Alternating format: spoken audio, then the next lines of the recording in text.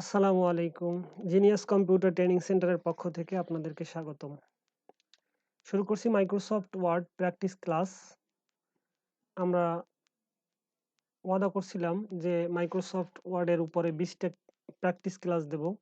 অর্থাৎ ২০ ধরনের ২০ টা প্র্যাকটিস করার জন্য, যেমন সিভি, বায়োডাটা, জীবন বৃত্তান্ত বাংলা, দরখাস্ত কিভাবে লিখতে হয়, মেমো ডিজাইন, এইরকম ২০ টা প্র্যাকটিস ক্লাস আপনারা পাবেন।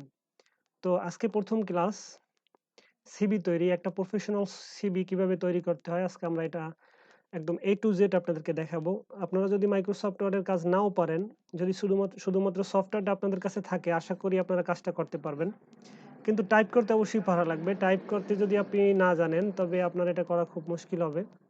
তো আশা করি আপনি টাইপ করতে পারেন, এবং আমার পূর্বের যে ভিডিওগুলি আছে মাইক্রোসফট ওয়ার্ডের উপর, যে ৪ টা ভিডিও আছে এবং ফুল কোর্স, ওই ৪ টা ভিডিও যদি আপনি দেখেন, যাবতীয় কাজ আপনি করতে পারবেন। এরপর এই প্র্যাকটিস ক্লাসগুলো করা শুরু করবেন। তো ১ম এই যদি এই প্র্যাকটিস গুলো করতে যান, অনেক সমস্যায় পড়তে পারেন। তারপরেও আমি চেষ্টা করব একদম সাবলীলভাবে, সহজভাবে উপস্থাপন করার জন্য। তো কথা না বাড়িয়ে শুরু করি। আপনি স্ক্রিনে দেখতে পাচ্ছেন একটা সিভি আছে। এখানে ২ পৃষ্ঠার একটা সিভি আমার তৈরি করা আছে আগেরই। তো আমি এই সিভিটা শুরু থেকে আবার তৈরি করে দেখাবো। অর্থাৎ টেক্সট গুলা লিখবো না। শুধুমাত্র কিভাবে আ সিভিটা সাজাইতে হয়, শুধুমাত্র এইটুকু দেখাবো। আপনারা আশা করি যদি প্র্যাকটিস করেন, পারবেন। তো সাথেই থাকবেন। একটু লম্বা হইতে পারে ভিডিওটা, ২০-২৫ মিনিট বা ২০ মিনিট এরকম। তো শুরু করছি আমরা।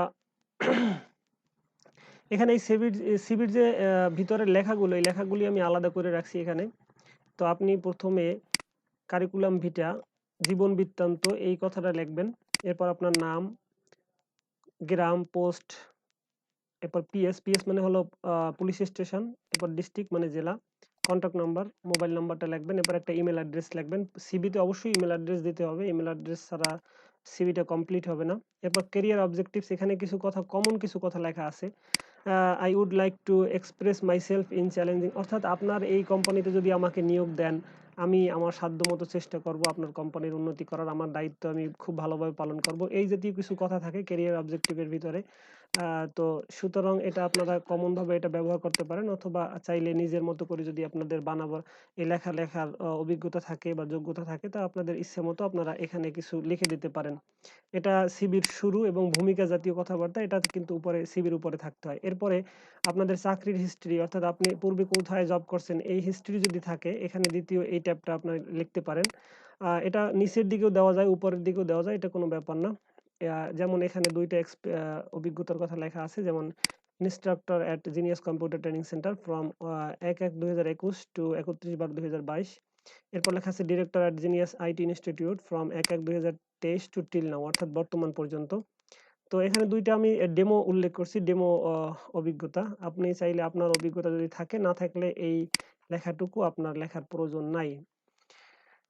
এরপরে একাডেমিক কোয়ালিফিকেশন আন্ডারে আপনার শিক্ষাগত যোগ্যতার যে ট্যাব এগুলি আছে, যেমন এখানে জেএসসি উল্লেখ করছি। যদি আপনার এসএসসি, এইচএসসি এবং অনার্স লেভেলের কোয়ালিফিকেশন থাকে, তবে জেএসসি উল্লেখ করার প্রয়োজন নাই। আমি শুধুমাত্র আপনাদের দেখাবার জন্য এটা ব্যবহার করছি।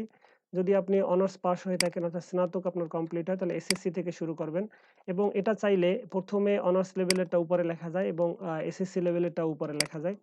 তবে কোনটা ভালো হবে? বর্তমানে অনার্স লেভেলেরটা উপরে লেখে।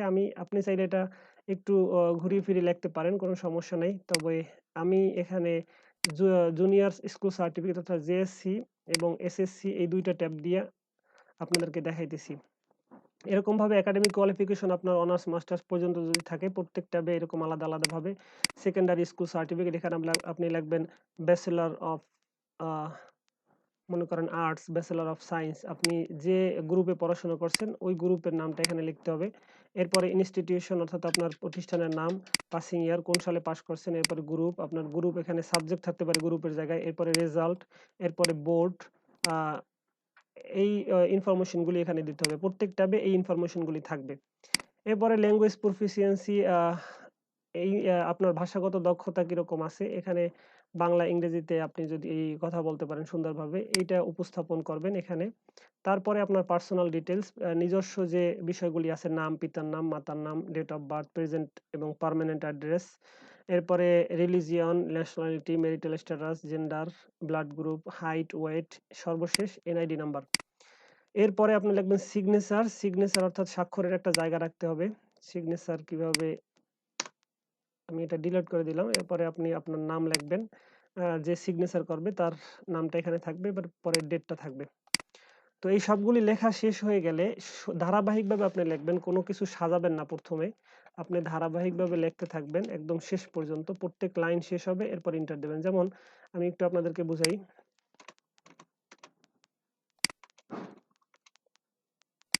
আমি অল্প একটু জায়গা আপনাদেরকে একটু সাজিয়ে দেখাই। যে আপনি লিখলেন একাডেমিক কোয়ালিফিকেশন, এরপরে আপনি ইন্টার দেবেন। ইন্টার দিলে তো পরের লাইনে যাবে, পরের লাইনে লিখবেন জুনিয়র স্কুল সার্টিফিকেট, ব্র্যাকেটে জেএসসি অথবা হায়ার সেকেন্ডারি সার্টিফিকেট, এইচএসসি লেখার পর ইন্টার দেবেন। এরপর ইনস্টিটিউশন, প্রত্যেক লাইন শেষ হবে এরপর ইন্টার দেবেন। লেখা সম্পূর্ণ শেষ। আমি মনে করতেছি আপনারা সবকিছু লিখে ফেলাইছেন। এবার কিভাবে এটাকে সেট আপ করবেন এটা দেখানোর পালা। 1 নম্বর কাজ, সিলেক্ট অল, অর্থাৎ এখান থেকে আপনি সিলেক্ট অল এ ক্লিক করলেও হবে, অর্থাৎ কিবোর্ড থেকে অথবা কিবোর্ড থেকে কন্ট্রোল এ প্রেস করলেও হবে। কিবোর্ড থেকে কন্ট্রোল এ প্রেস করলাম, আমি এখান থেকেও সিলেক্ট অল এ ক্লিক করলেও হবে।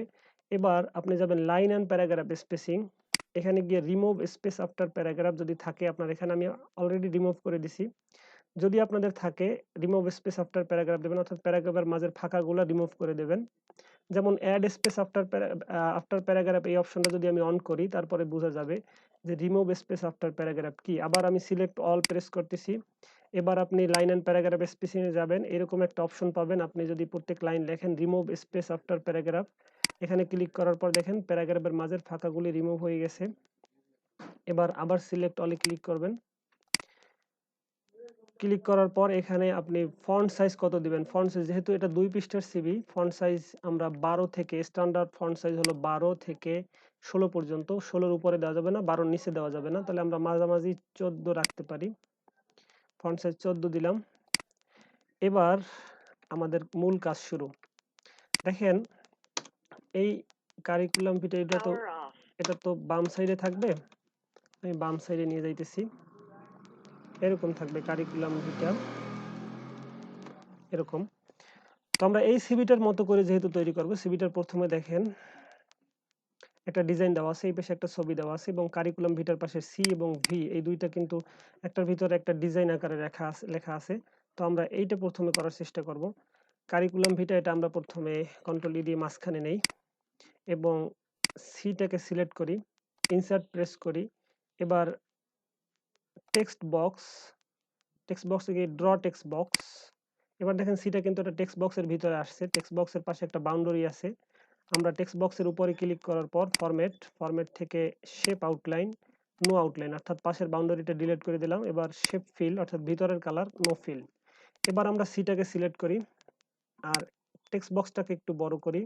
টেক্সট বক্সের পাশের এই অপশন লেআউট অপশনে ক্লিক করে বিহাইন্ড টেক্সট এই অপশনটা সিলেক্ট করি। এবার সিটাকে আমরা একটু বড় করে দিতেছি, সিটাকে একটু বড় করে দিতেছি। এবার আমরা লেআউট অপশনটাকে বিহাইন্ড টেক্সট করে দিই এবং টেক্সট বক্সটাকে একটু বড় করি। এবার আমরা এখানে রাখলাম। একইভাবে ভিটাকে প্রথমে সিলেক্ট করলাম, ইনসার্টে ক্লিক করলাম, text box, draw text box. এবার ভিটাকে সিলেক্ট করলাম, ভিটাকেও আগের মতো এরকম একটু বড় করি। আমরা দেখি সিট সাইজটা কত, সমস্যা নেই, একই রকম হইলেই চলবে। এবার ফরম্যাট থেকে shape fill no fill, shape outline no outline. এবার ভিটার পাশে এই লেআউট অপশনে ক্লিক করে বিহাইন্ড টেক্সট। এবার ভিটাকে এখানে রাখি, সেটা আরেকটু নিচে নামাই।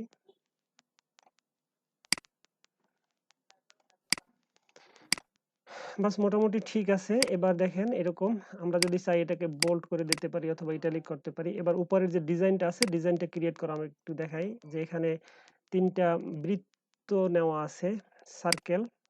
আমরা ইনসার্ট মেনুতে যাব, এবার শেপ থেকে বৃত্ত, এই যে ওভাল লেখা আছে, ওভালটা নেব।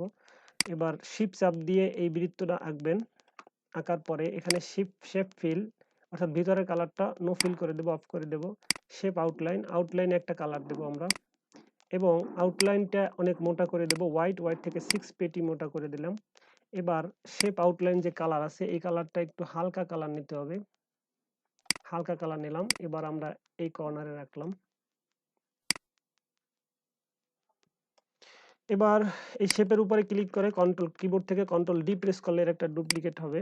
এবার আমরা এই ডুপ্লিকেট শেপটাকে একটু ছোট করে দিই এবং এর কালার চেঞ্জ করে দিই। এখান থেকে যে কোনো একটা কালার আপনার ইচ্ছে মতো দিতে পারেন। এবার আবার কন্ট্রোল ডি ক্লিক করার পর আরেকটা শেপ নিলাম। এবার এই শেপটাকে আবার একটু ছোট করে দেই এবং এর আরেকটা কালার দেই। আমরা কোন কালার দেবো? এই কালারটা দিতে পারি। দেখেন, আশা করি একটা ডিজাইন তৈরি হয়েছে। এবার এইখান থেকে নাম এবং address, contact number, email address এই সবগুলিকে সিলেক্ট করার পর আমরা সেন্টারিং এর ক্লিক করার মাধ্যমে মাঝখানে নিয়ে যাই এবং নামটাকে সিলেক্ট করি। ফন্ট সাইজ একটু বাড়াই, ফন্ট সাইজ 28 দিলাম এবং বোল্ড করে দিলাম। দেখেন, এবং এখানে একটা লাইন টানা আছে, আমরা লাইনটাও টেনে দেই। এখান থেকে এন্টার প্রেস করে একটা লাইন নিচে নামাই দিই। এবার ইনসার্ট থেকে শেপ থেকে লাইন নিলাম। শিফট চাপ দিয়ে, অবশ্যই কিবোর্ড থেকে শিফট চাপ দিয়ে ধরবেন এক হাত দিয়ে, আর এক হাত দিয়ে মাউসের বাম বাটনে চাপ দিয়ে এরকম টান দেবেন, তাহলে একটা লাইন তৈরি হইলো। আমরা আরেকটু উপরে উঠিয়ে দিই লাইনটা। এবার শেপ আউটলাইন থেকে হোয়াইট থেকে লাইনটার একটু চওড়া করে দেই এবং এই ফাঁকা জায়গায় ক্লিক করার পর আমরা এখান থেকে, এখানে স্পেসটা দেখেন 25 আছে, আমরা একটু স্পেসটা কমাই দেই। এখান থেকে স্পেসটা 12 করে দিই, তাহলে লাইনের কাছাকাছি এই নামটা চলে আসলো।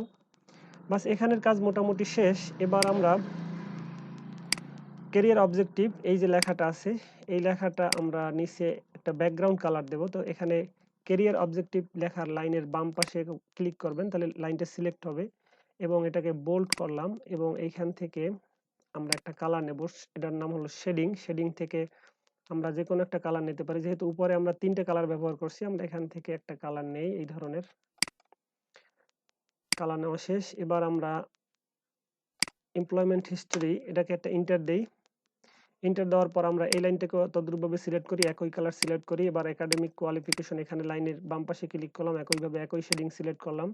এবার আমরা নিচের দিকে পার্সোনাল ডিটেলস, এই পার্সোনাল ডিটেলসটা দ্বিতীয় পেজে থাকবে, সুতরাং আমরা এখান থেকে ইনসার্ট এবং পেজ ব্রেক এই অপশনে ক্লিক করলে এটা কিন্তু পরের পেজে চলে গেছে এবং এটাকে মাঝখানে নেই, কন্ট্রোল ই প্রেস করার মাধ্যমে এবং এই পার্সোনাল ডিটেলস সিলেক্ট করে একটু ফন্ট সাইজ বড় করি কিবোর্ড থেকে কন্ট্রোল সেকেন্ড ব্র্যাকেট ডান দিকের এবং কন্ট্রোল বি,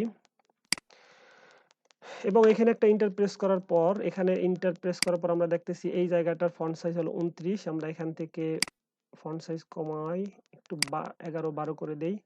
এবার ইনসার্ট থেকে আমরা শেপ থেকে একটা লাইন নেই এবং শিফট চাপ দিয়ে আমরা একটা লাইন আঁকি। এই লাইনটারই আর একটা ডুপ্লিকেট নিতে হবে। ডুপ্লিকেট নেওয়ার সময় খেয়াল করবেন লাইনের উপরে ক্লিক করবেন যাতে এই দুইটা ডট আসে, অর্থাৎ সিলেক্ট হয়। এবার কিবোর্ড থেকে কন্ট্রোল ডি এবং এই লাইনটাকে একটু ছোট করে দিই।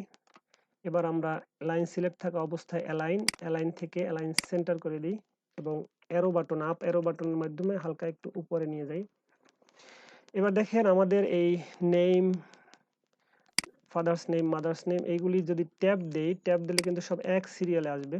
এখানে দেখেন মাদার্স নেম এক সিরিয়াল আনতে হবে। এখানে এটা একটু পিছনের দিকে আছে, এটা একটু পিছনের দিকে আছে, সবগুলো এরকম ট্যাব দিয়ে, অবশ্যই স্পেস দেবেন না, স্পেস দিলে কিন্তু এক সোজা হবে না, আপনাদের সবগুলি এক সমান আসবে না।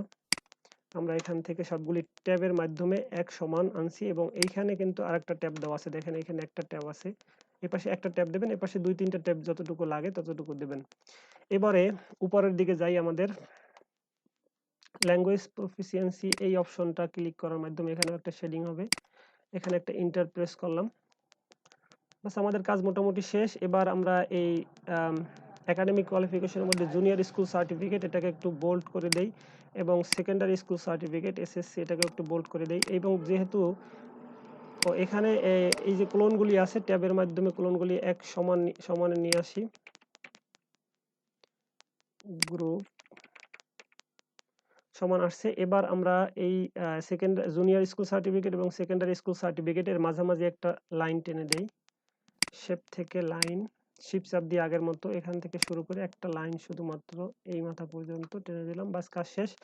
এবার আমরা কিছু বুলেট ব্যবহার করব, যেমন এইখানে জুনিয়র স্কুল সার্টিফিকেটের আন্ডারে যে অপশনগুলি আছে এগুলি সিলেক্ট করলাম। এবার এখান থেকে বুলেট পয়েন্টে গেলাম, এখান থেকে আমরা একটা বুলেট পয়েন্ট ব্যবহার করি, ছোট একটা বুলেট পয়েন্ট নেই।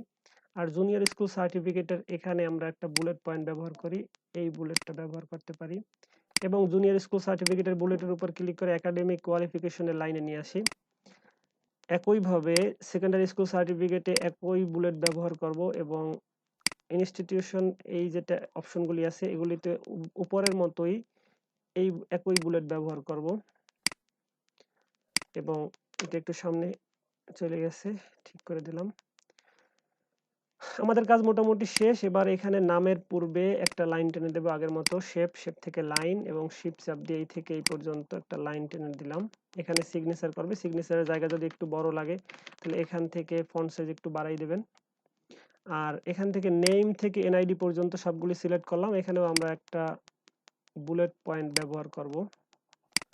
আমাদের কাজ মোটামুটি শেষ। আমরা এখানে একটা বুলেট আসছে, এই বুলেটটা ডিলিট করে দেই।